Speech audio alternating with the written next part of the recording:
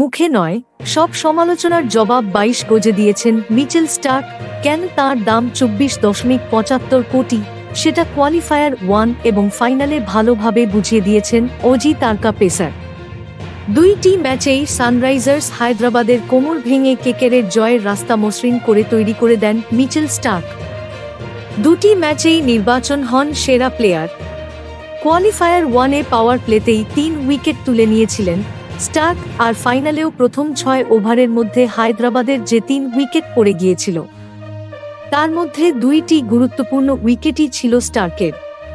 নিঃসন্দেহে big match player Starc. League পর্বে Starc যখন সাফল্য পাচ্ছিলেন না, সেই সময় তার দাম নিয়ে বহু কটাক্ষ, সমালোচনা হজম করতে হয়েছিল তারকা পেসারকে।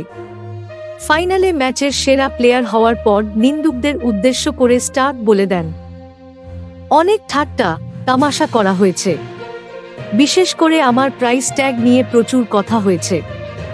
আমার এখন যথেষ্ট বয়স হয়েছে এবং আমি যথেষ্ট অভিজ্ঞ, সেটাই এই চাপ সামলাতে আমাকে সাহায্য করেছে। এই বোলিং আক্রমণকে নেতৃত্ব দেওয়া, দলের হয়ে খেলাটা আমার জন্য ব্যক্তিগতভাবে দারুণ বিষয় ছিল। আমাদের বোলিং আক্রমণটা খুবই ভালো, ওরা এরপর কি করে সেটা দেখতে হবে।